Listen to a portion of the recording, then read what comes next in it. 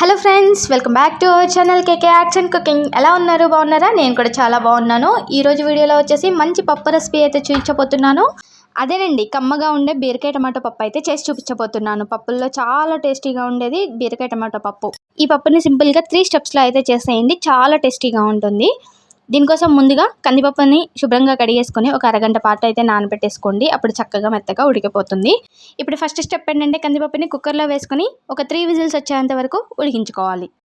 Next step, వేరొక గిన్నెలో బీరకాయ ముక్కలు, టమాటా ముక్కలు, పచ్చిమిర్చి ముక్కలు, పసుపు, ఉప్పు, కారం, అలాగే ఉల్లిపాయలు వేసుకొని, పులుపు సరిపోదు అనుకుంటే ఇంకా ఎక్స్ట్రా పులుపు కోసం ఏమైనా చింతపండు అలాంటిది ఏదైనా యాడ్ చేసేసుకోవచ్చు, లేదంటే మామిడికాయ వరకు అలాంటిది ఏదైనా యాడ్ చేసేసుకొని మొత్తం ముక్కల్ని ఒక 10 నిమిషాల పాటు ఉడికిచ్చేయండి. చూసారు కదా, ఉడికిన తర్వాత ఈ విధంగా అయితే సాఫ్ట్గా అయిపోతాయి ముక్కలన్నీ కూడా. గరిటె తీసుకొని మెదిపామంటే చక్కగా మెత్తగా అయిపోతాయి. అక్కడక్కడ చిన్న చిన్న ముక్కలుగా ఉన్నా ఏం ఇబ్బంది లేదు, చాలా టేస్టీగా ఉంటుంది.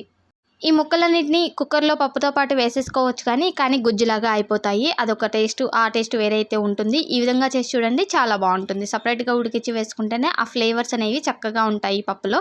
ఈ ముక్కలన్నింటినీ కట్ చేసి మనం ఉడికించుకునే లోపు మనకి పప్పు అయితే విజిల్స్ వచ్చేసి రెడీగా ఉంటుంది. చూసారు కదా, పప్పు అయితే 3 విజిల్స్ పెట్టేశాను.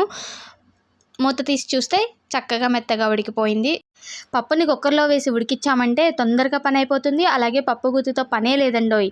పప్పు గరిట పెట్టి మెతిపేసుకుంటే మెత్తగా అయిపోతుంది, అంత సాఫ్ట్గా అయితే ఉడుకుతుంది. ఇంకా థర్డ్ స్టెప్లోకి వెళ్ళిపోతే ఉడికించుకున్న ముక్కలన్నీ పప్పులో వేసేసి కలిపేసుకొని పోపు వేసేసుకోవడమే. ఈ ముక్కలన్నింటినీ పప్పులో కలిపిన తర్వాత ఒకసారి టేస్ట్ చూసేస్తే ఉప్పు, కారం, పులుపు అన్నీ సరిపోయాయో లేదో చెక్ చేసేసుకొని, ఒకవేళ సరిపోకపోతే వేసేసుకొని ఒక ఉడుకు పట్టనిచ్చి దింపేశారంటే పప్పు రెడీ అయిపోతుంది. పోపు కోసం ఆవాలు, జీలకర్ర, కరివేపాకు, ఎండుమిర్చి, వెల్లుల్లి, కొద్దిగా ఇంగువ వేసి తాలింపు వేసారంటే పప్పు గుమగుమలాడిపోతుంది. చూసారు కదా, 3 స్టెప్స్లో బీరకాయ టమాటో పప్పు రెడీ అయిపోయింది. వీడియో నచ్చినట్లయితే లైక్ చేయండి, షేర్ చేయండి. అలాగే మన ఛానల్ని ఫస్ట్ టైం చూస్తున్నట్లయితే సబ్స్క్రైబ్ చేసుకోండి. మరో మంచి వీడియోతో మళ్ళీ కలుద్దాం.